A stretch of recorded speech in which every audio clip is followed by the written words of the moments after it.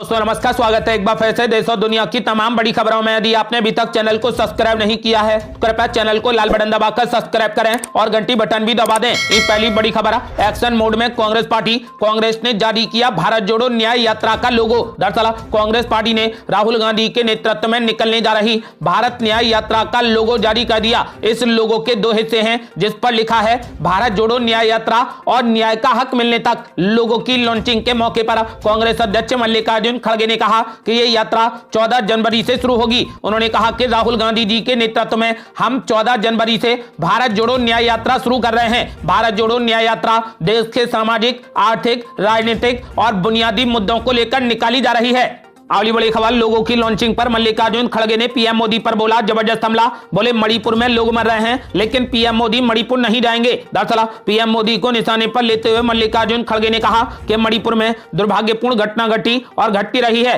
पर रात दिन मोदी जी कभी समंदर में जाकर तो कभी स्विमिंग करने का फोटो सेशन करते हैं, तो कभी कंस्ट्रक्शन हो रहा है मंदिरों का, वहां पर जाकर फोटो निकाल लेते हैं, कभी केरल में निकाल लेते हैं तो कभी बंबई में फोटो जाकर निकाल लेते हैं। मल्लिकार्जुन खड़गे ने कहा कि प्रधानमंत्री मोदी हर जगह जाकर नए नए वस्त्र पहनकर फोटो खिंचाते हैं। ये महापुरुष मणिपुर क्यों नहीं गए, जहां लोग मर रहे हैं, जहां पर महिलाओं का रेप किया जा रहा है, जहां पर लोग ठंड में मर रहे हैं, वहां पर उनका हालचाल पूछने के लिए नहीं जा रहे हैं। क्यों नहीं जा रहे हैं? क्या वो देश का हिस्सा नहीं है? मल्लिकार्जुन खड़गे ने कहा कि आप लक्षद्वीप जाकर पानी में ठहरते हो, क्या आप मणिपुर जाकर लोगों को समझा नहीं सकते? आपको बता दें कि मल्लिकार्जुन खड़गे ने साफ कर दिया है कि यात्रा मणिपुर के इंफाल से शुरू होगी और नागालैंड, आसाम, अरुणाचल प्रदेश होते हुए देश के 15 राज्यों से गुजरेगी और अंत में मुंबई पहुंचेगी। 110 जिलों से होते हुए यह यात्रा 100 लोकसभा सीटें और 337 विधानसभा सीटों को कवर करेगी। आपको बता दें कि करीब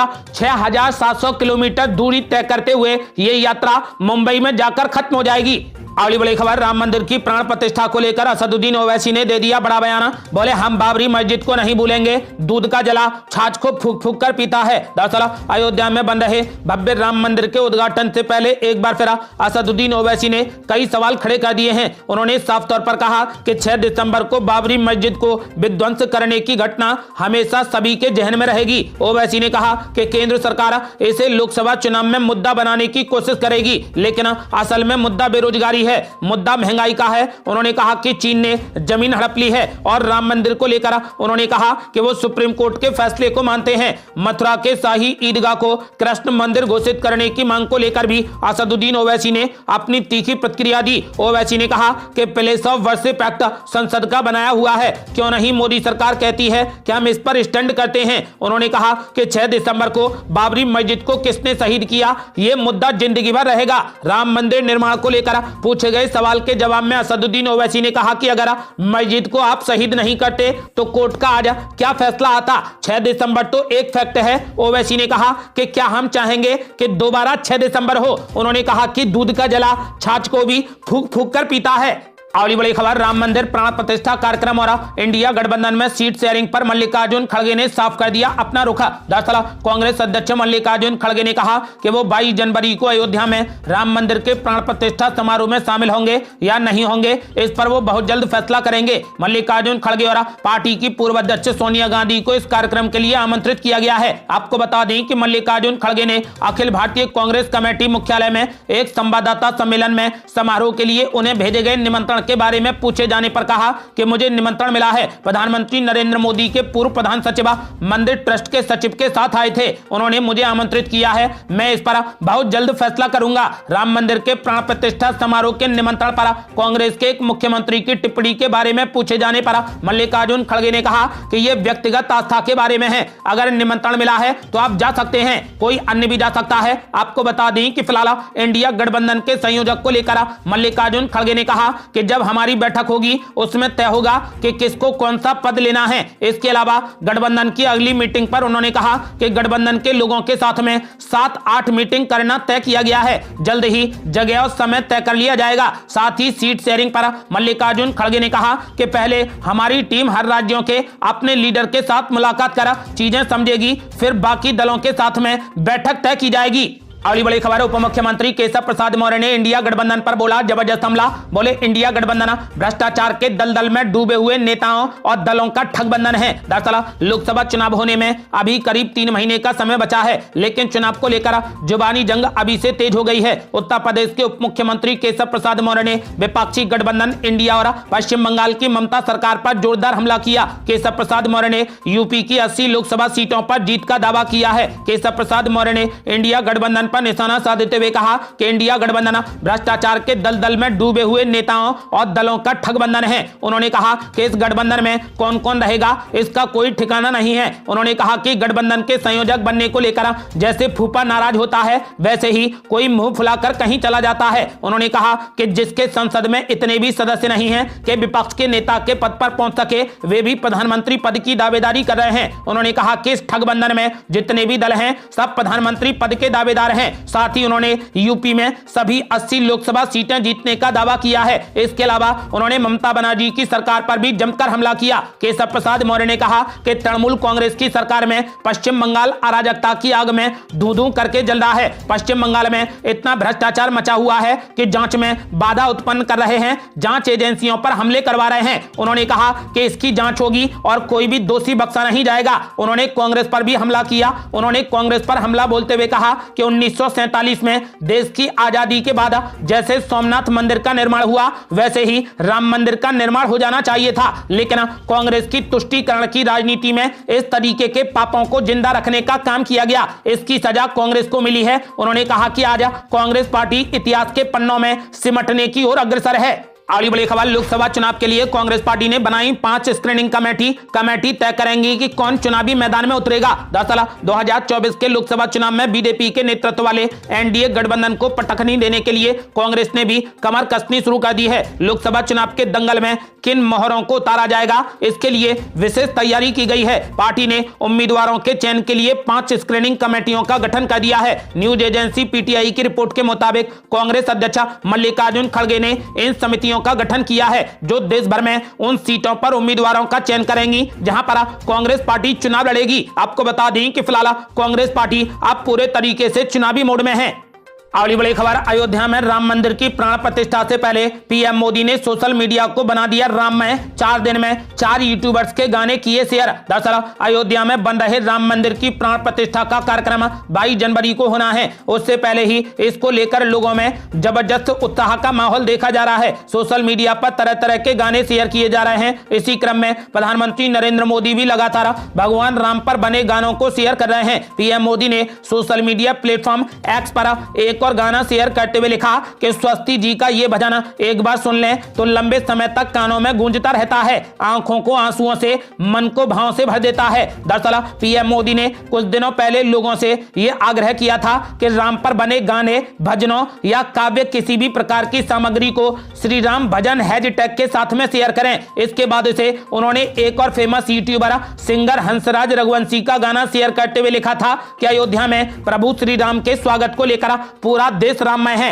रामलला की भक्ति में डूबे भक्तजन इस शुभ दिन के लिए तरह तरह से अपनी भावनाएं प्रकट कर रहे हैं। भगवान श्री राम को समर्पित हंसराज रघुवंशी जी का ये भजन सुनिए। आपको बता दें कि हाल ही में पीएम मोदी ने फिल्म जगत के मशहूर सिंगर जुबिन नौटियाल और पायल देव का गाना भी शेयर किया है। आपको बता दें कि कुल मिलाकर प्रधानमंत्री मोदी 4 दिनों में 4 यूट्यूबर्स के गानों को शेयर कर चुके हैं। प्रधानमंत्री मोदी के इस कदम से पूरा सोशल मीडिया राममय हो गया है। अगली बड़ी खबर, विधानसभा फॉर्मूले पर बीजेपी सीनियर नेताओं को लोकसभा चुनाव में उतारने की बड़ी तैयारी। दरअसल लोकसभा चुनाव में अब कुछ ही महीनों का वक्त बचा है। ऐसे में बीजेपी लोकसभा चुनाव 2024 की रणनीति बनाने में पूरे तरीके से जुटी है। बीजेपी लोकसभा चुनाव में पार्टी के वरिष्ठ नेताओं को चुनावी मैदान में उतारने की तैयारी कर रही है। लोकसभा चुनाव लड़ने वाले उम्मीदवारों की लिस्ट में कई ऐसे राज्यसभा के सांसद के नाम भी शामिल हैं जो केंद्र में मंत्री हैं। बीजेपी ने वरिष्ठ नेताओं और खासकर उन लोगों को जिनका राज्यसभा में तीसरा कार्यकाल है, लोकसभा चुनाव लड़ने को कहा है ताकि वे संसद में अपनी जगह सुनिश्चित कर सकें। इनमें वे नेता भी शामिल हैं जो मोदी सरकार में कैबिनेट मंत्री हैं। इंडियन एक्सप्रेस की रिपोर्ट में सूत्रों के हवाले से कहा गया है कि ऐसे नेताओं को अपनी पसंद की सीट चुनने की छूट दी गई है। पार्टी से जुड़े सूत्रों ने बताया कि यह फैसला बुधवार को पार्टी के राष्ट्रीय नेतृत्व की अध्यक्षता में हुई संगठनात्मक बैठक में लिया गया है। यानी विधानसभा के फॉर्मूले पर बीजेपी अब सीनियर नेताओं को लोकसभा चुनाव में उतारने की बड़ी तैयारी में है। अगली बड़ी खबर है, इंडिया गठबंधन में कल से शुरू होगी सीट शेयरिंग पर बातचीत, सलमान खुर्शीद ने बताया बड़ा फार्मूला। दरअसल कांग्रेस वर्किंग कमेटी के सदस्य और लोकसभा चुनाव के लिए बनाए गए इंडिया गठबंधन समिति के सदस्य सलमान खुर्शीद ने सीट शेयरिंग को लेकर पार्टी की राय सामने रखी। उन्होंने कहा कि आम आदमी पार्टी और जनता दल यूनाइटेड के साथ में इसको लेकर रविवार से बातचीत शुरू की जाएगी। हिंदुस्तान टाइम्स के मुताबिक उन्होंने कहा कि सीटों के बारे में बातचीत रविवार से शुरू होगी और इसकी शुरुआत दिल्ली से होगी और जैसे जैसे लोग हमें समय देते रहेंगे हम बात आगे बढ़ाते रहेंगे। उन्होंने आगे कहा कि पार्टी नेतृत्व ने हमें बता दिया है कि कांग्रेस अपने सहयोगियों से क्या उम्मीद रखती है, तो हमें पता चल जाएगा कि हम आपस में मेल खाते हैं या नहीं खाते और हमें कहां पर नेगोशिएट करना है। ये सभी बातें जब मिलेंगे तो साफ हो जाएंगी। आपको बता दें कि फिलहाल इंडिया गठबंधन में सीट शेयरिंग के मुद्दे पर कल से बातचीत शुरू हो जाएगी।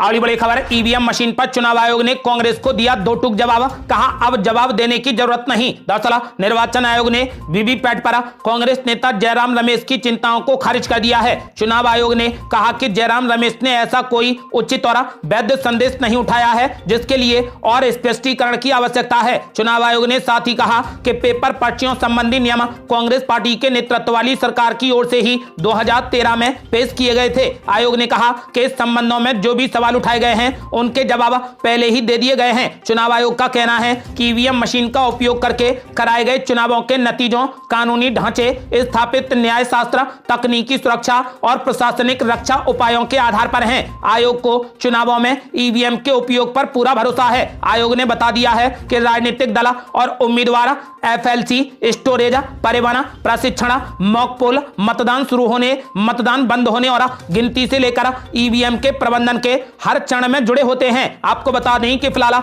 चुनाव आयोग ने ईवीएम मशीन पर पूरा भरोसा जताया है। साथ ही कांग्रेस पार्टी को जवाब दिया है कि अब कोई भी उचित संदेश देने की जरूरत नहीं क्योंकि सारे स्पष्टीकरण पहले ही दिए जा चुके हैं।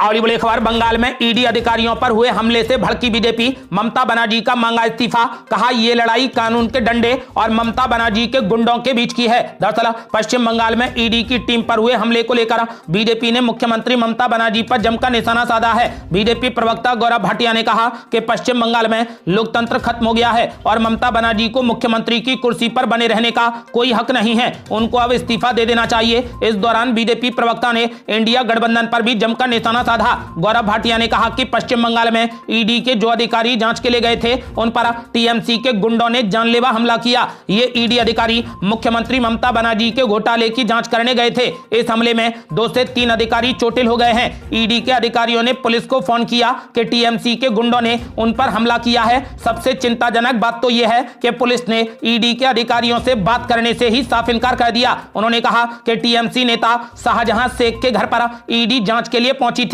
पहले तो कोई घर से निकला नहीं और फिर जानलेवा हमला हो गया। गौरव भाटिया ने कहा कि कानून का जब डंडा चलेगा तो टीएमसी के इन गुंडों को ममता बनर्जी भी बचा नहीं पाएंगी। ये लड़ाई कानून के डंडे और ममता के गुंडों के बीच की है और जीत हमेशा कानून की होगी। बीजेपी नेता ने कहा कि जब मुख्यमंत्री खुद ही कानून के साथ ना खड़े होकर गुंडों के साथ खड़ी हो जाए तो फिर यह कहना गलत नहीं होगा कि ममता बनर्जी के मन में आज केवल सत्ता का सुख भोगना है। कोर्ट में न्याय की मूर्ति होती है, ममता बनर्जी अराजकता की मूर्ति बन चुकी हैं। उन्होंने ममता बनर्जी से तुरंत इस्तीफा देने की मांग की है। ये थी अब तक की बेहद बड़ी खबरें। रोजाना की ताजा खबरों को जानने और हमसे जुड़ने के लिए चैनल को लाल बटन दबाकर सब्सक्राइब करें और घंटी बटन भी दबा दें। जल्दी मिलते हैं बड़ी अपडेट के साथ, तब तक के लिए जय हिंद, जय भारत।